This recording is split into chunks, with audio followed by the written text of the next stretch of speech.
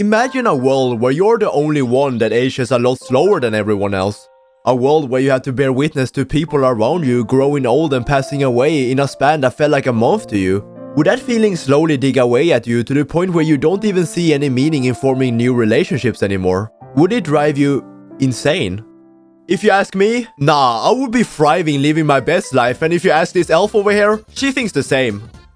Almost. Frieren is the name of this show and also the name of this white-haired elf who is 1/4 of the hero's party who just got back from clapping the Demon Lord. The other members include the realest man out there, and the hero himself, who has the appearance of that one sleek motherfucker that will backstab you after convincing the MC that he's a good guy for 12 episodes straight. But anyways, this show is the Oshinoko of the fall season, as everyone was dick riding this shit like crazy when it first dropped, saying that this was the next masterpiece, with it even peaking over a 9.0 on Mal. The series did the real Alpha Sigma Gyat Skibbity Toilet Kaisenat Duke Dennis Reese compilation ass move by dropping 4 episodes in one, which really drew in a lot of people as they had more time to digest and appreciate the content. But what made this show so special? Nothing really, just put a cute elf with slight abandonment issues on the screen and the mass will devour that shit like animals. Frieren is an elf. We should already have established that, which makes her live a ridiculous long time, and decided to team up with the gang to search for some weird and quirky spells because that's her hobby or some, I don't really know, and ended up killing the Demon King in the process. This whole scrabble took them 10 years to complete, which she called a mere 10-year adventure. Did she just say a mere 10-year adventure? I think so. What is she on, bro? I don't know, man. Wait, how are you responding? You're talking pacifiers to packs, man. That's the time span people go from Legos to vapes. And by the way, if you vape, you're probably the most uncool person on the plane of the earth. But anyways, I'd rather have weed. They all stand and reminisce of their adventure together, like this drunk ass being hungover as a motherfucker or Frieren's passionate romance with a chest, but none of this has really affected her on a deep level. At least, not yet. They finish watching the beautiful meteor shower, and after all that, she kinda just fucks off, continuing her journey to collect more quirky spells, but promise to return after 50 years to view the meteor shower once more. What is she really doing? Is she autistic? Yeah, she fucks around for half a century and returns right on time to find that everything around her has changed since her last visit. She even meets up with this walking corpse who turns out to be Himmel the hero, and the first thing she says to him is, "Fuck, you're old." Man, what the fuck? You just came back and the first thing you do is talk shit? Yo, my bad, I'm just stating the obvious that you're bald as a motherfucker right now. Shut your whore ass mouth before I punch you right in your teeth. Yeah, I would like to see you try with your skanky ass legs. Can't even walk properly anymore. At this point, Frieren started to realize that that mere 10-year adventure was a significant part of Himmel's life and impacted him a lot more than she might have thought. She also meets up with the rest to find that the priest looks like your local child predator and Eisen is still cool as a motherfucker. Just look at him. You know he still got his shit going. And just as promised, they set off to view the meteor shower once more. And look at my man go! I said I knew he got that dog in him still. Oh yeah, he fucked up that big ass Labrador. Yeah. Anyways, they finally get there after a week of walking, by the way. I know his old ass was quaking as they sit down to watch this beautiful scene.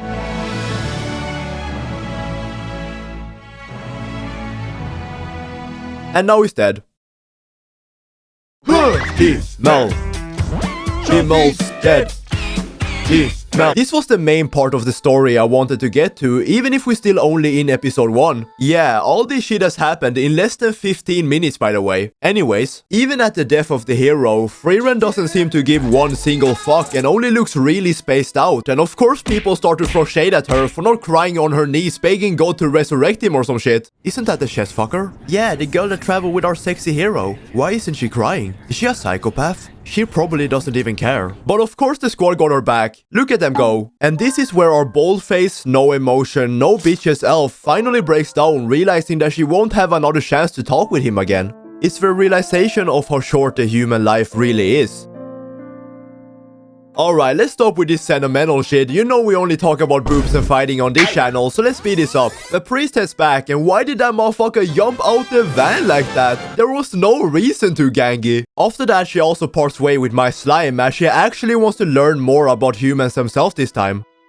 and collect more useless spells. Can't stop a girl boss from girl bossing, can you? The thing that really surprised me with this show is how free-flowing it is in its storytelling. You're never at the edge of your seat like you're watching Jujutsu Kaisen or Overflow, but it never felt boring to watch like One Piece.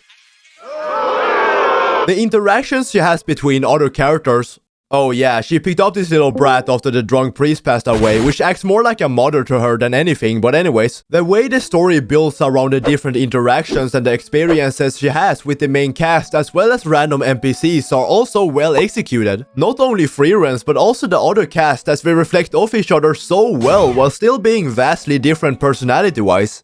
Fuck you staring at? It's like following a campaign in Baldur's Gate, just watching one mildly intelligent efficient girl walk the earth with no real direction. Some days she might be fighting a high-ranking demon with animation that puts most new shonen to shame, and some other days she might be cleaning trash from a shore way too early in the morning. And both things are exactly as fun to watch. Why? Because she's just fucking goofy in it. Frieren is the one and only embodiment of imperfection. If you search up imperfection in the dictionary, there's a picture of her right beside the definition. This is actually shown directly in the beginning when she has that intimate relationship with a chess, but definitely more throughout the story, like not being able to wake up in the morning, walking around carelessly without a sense of direction, or messing with a literal dragon for the yokes of it. Homegirl is what we call in the industry a lazy bitch. Seeing this very capable mage not being very capable at normal day life makes this character more relatable to the general audience. That was the whole appeal of a show like Bocchi the Rock, where Bocchi is literally like me for real, yeah! The only difference is that Frieren is not socially awkward, can't relate emotionally or anything like that, no. She just don't fucking care. It's kinda like watching a psychopath trying to blend into society. She often mentions how she never liked big celebrations and even finds it unsettling, which is a clear introvert problem. I mean, the first time she actually starts to care about humans is after being with purple hair for some time, and even gives her a birthday present. I think the animation choices in the anime and the stylistic choices in the manga with these very chibi coded faces makes the appeal even stronger. The facial expressions in general are very expressive and heavily focused on. Like this scene right here has more animation than the whole of Seven Deadly Sins. It lowers the overall seriousness of the show but can still focus on beautiful animation when it's needed. The real mystery lies in how she has worn the same damn clothes all this time. Is this another Mikasa situation? Anyways, to sum this up, I would strongly recommend you to actually go and watch it, as my yapping can't explain how good this actually is. A beautiful story with beautiful characters, no high stakes, amazing animation with great voice acting, all in one big package. If you're gonna watch anything this season, watch this. Or this is very good too. Bit of a different video for you, but I hope you still enjoyed, and more bangers are coming, so don't you worry. Don't forget to check out the Discord and Twitter, and with that, I'm off. See ya!